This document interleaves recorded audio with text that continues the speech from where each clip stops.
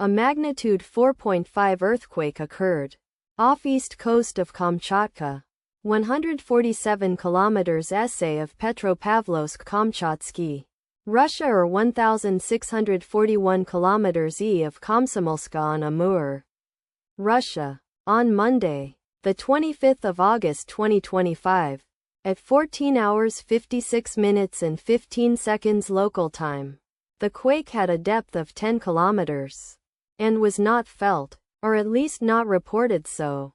Data source from EMSC. Did you feel it?